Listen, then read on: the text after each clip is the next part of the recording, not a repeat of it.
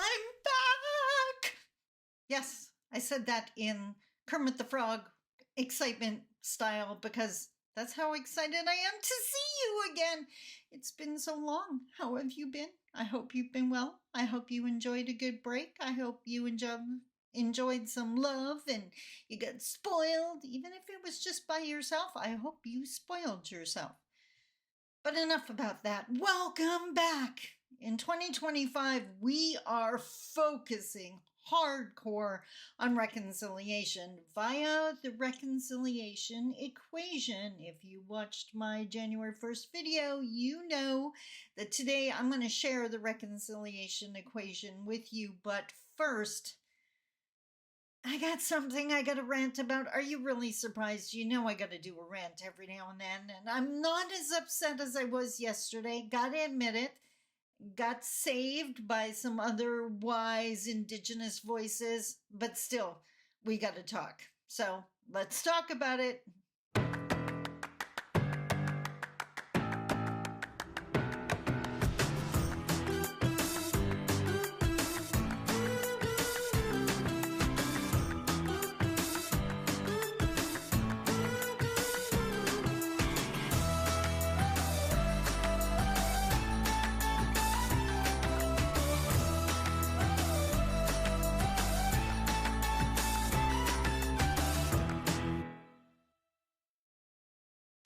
Bonjour, Mishko Pakanan Quain Adishnakas Mangdodam. Hi everybody, my name is Sandy Boucher. I'm Red Thunderbolt Woman of the Loon Clan, a proud member of Seine River First Nation in Treaty 3 territory in Northern Ontario, and I am so flippin' excited to be back chatting with you, doing the good work, bringing this country together, helping non-Indigenous to understand Indigenous, helping Indigenous to heal and find their voices. We've got good work to do. And that's going to be with the help of the reconciliation equation, which I'm going to talk about in a minute. But first, we got to talk about January 4th. We got to talk about National Ribbon Skirt Day, as Indigenous Services Canada declared. And I gotta admit, like I said yesterday, I was pretty upset. I've said this before. I'm going to say it again.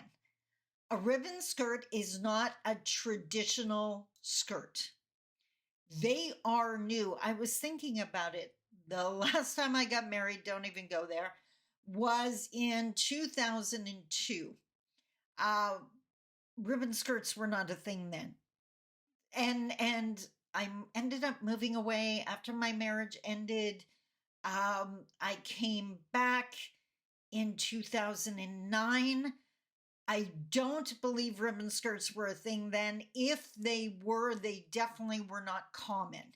Now, is it an expression of Indigenous pride? Absolutely it is, like wearing our jewelry. In that way, I love the wearing of the skirts to make them more common. It's kind of like I'm loud and proud. It's awesome. I love it. But what had me upset was I was starting to see on social media posts about ribbon skirts and describing them almost like there was a sacred teaching behind. Ribbon skirts are not our jingle dresses. They're not the men's traditional outfits. They are relatively new. And like I said, go for it. I love the pride. Wear it. It's awesome. But let's not make it into something it's not. They are new.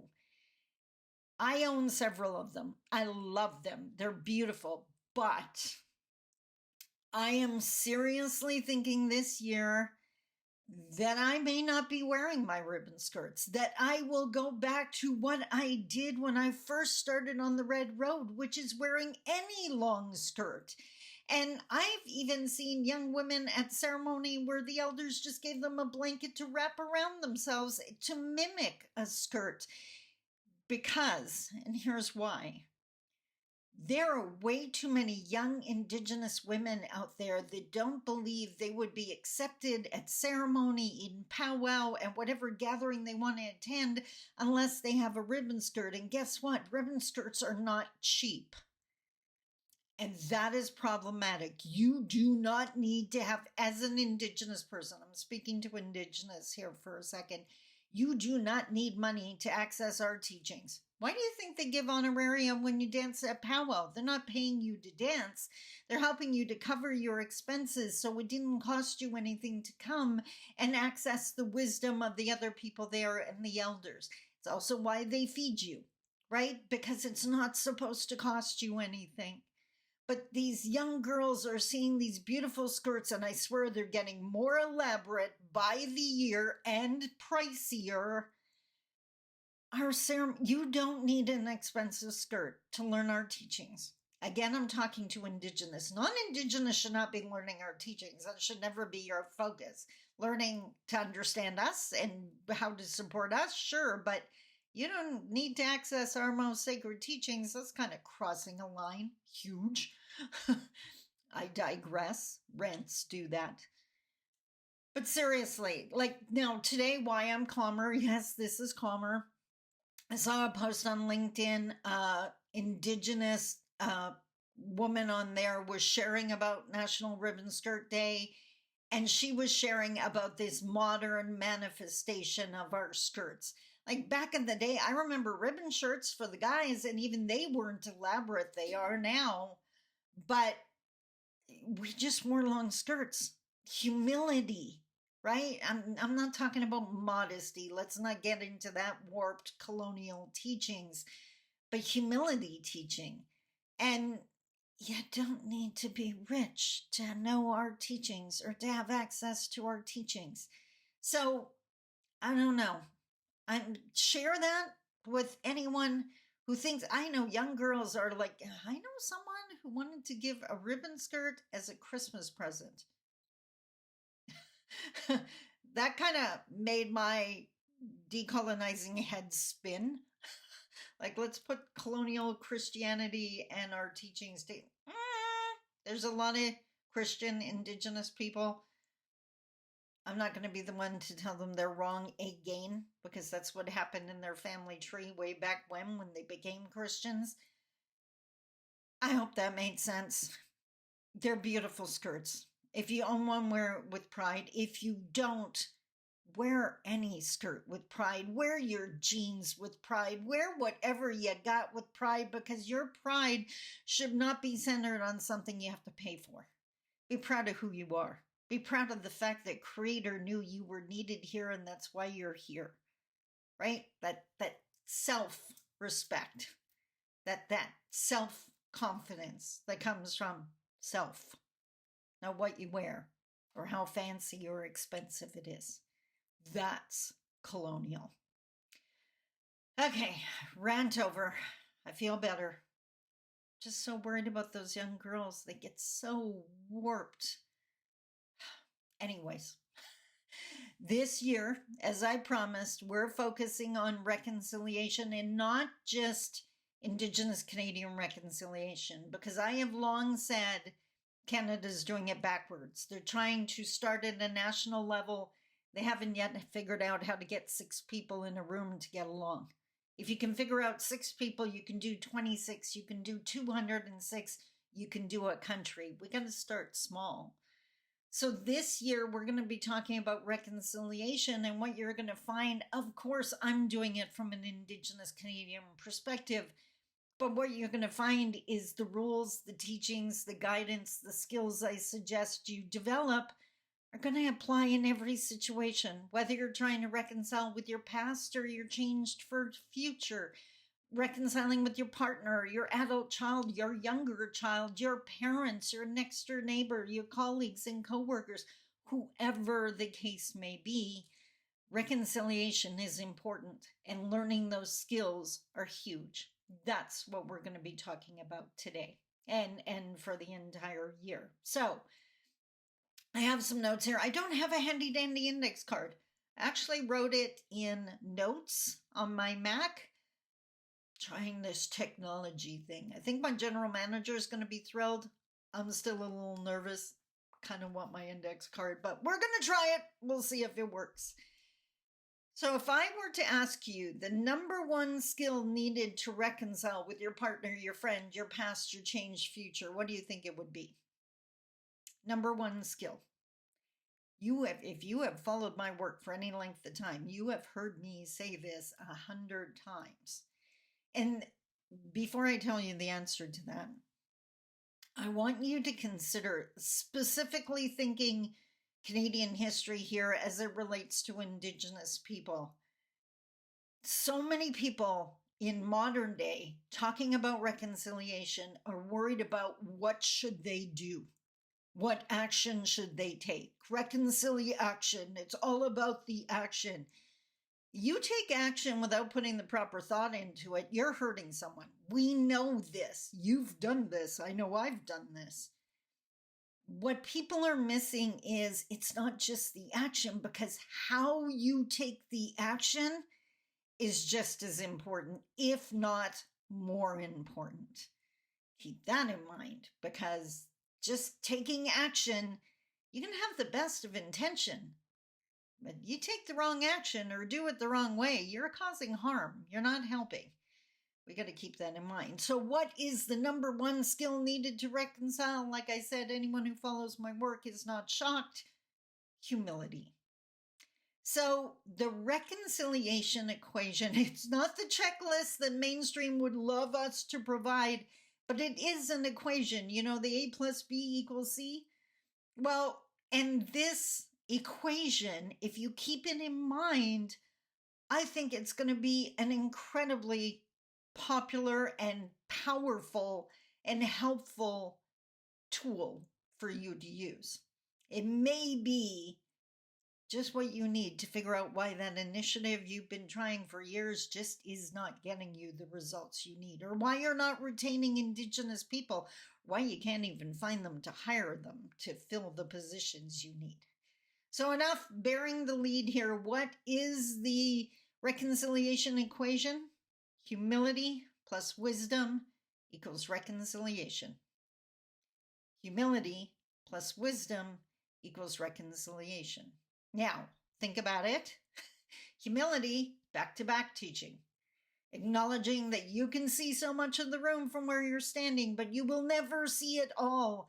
And that's why you got to listen to the person that says they have your back. Wisdom is the other side of the feather, the balance. You have to have humility.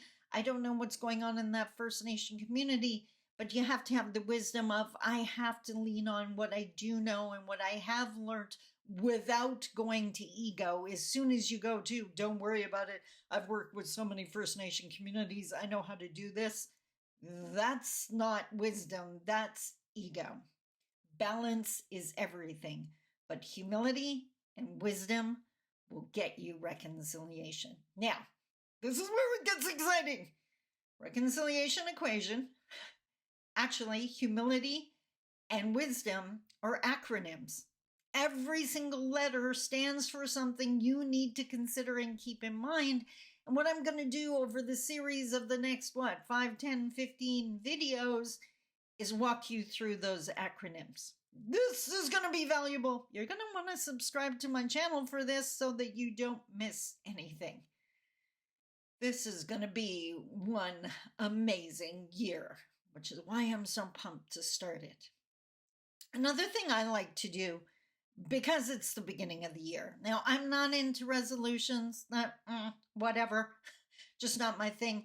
But I do like to adopt a quote that just inspires me. Now, for marginalized people watching this, for Indigenous women watching this, marginalized in two ways, women and Indigenous, double whammy, it is so important that you get control of your mindset, that you start doing personal growth, that you listen to positive quotes and positive speakers, because you have to undo the training that colonization has done on your head, that assimilation has done. Like that negative down on yourself, that's a reaction to the environment, but you have the power to change your environment by looking at the quotes you love. Now, I picked out a few. I just clicked the wrong button, and that totally will not help. Now, I mentioned one in my January 1st video, If you watched it, thank you so much for watching it. Please share it if anything in there would help anybody. That is a rule for any of my videos. I digress again. This quote is actually the desktop on my Mac right now. For people who are struggling, hang on to this quote. So, what is it? One day, the mountain that is in front of you will be so far behind you, it'll be barely visible in the distance. But the person you become in learning how to get over it, that will stay with you forever. And that is the point of the mountain. Isn't that amazing? I'm 15 years in business. I've said it a million times. You don't get to say you're 15 years in business without saying I'm 1 year, I'm 2 years, I'm 5 years, because it's climbing those mountains, the challenges you face in those years, that gets you to 15 years. So keep going. The wallpaper on my phone right now, I don't know if you're going to be able to see this. Well, it's going to be backwards probably, right? If you don't do the stuff, you don't get to keep the things. If you don't do the stuff, you don't get to keep the things. That's if you're lazy and finding it hard to get back into the office after your Christmas break. I feel you. I feel you. What's another quote here?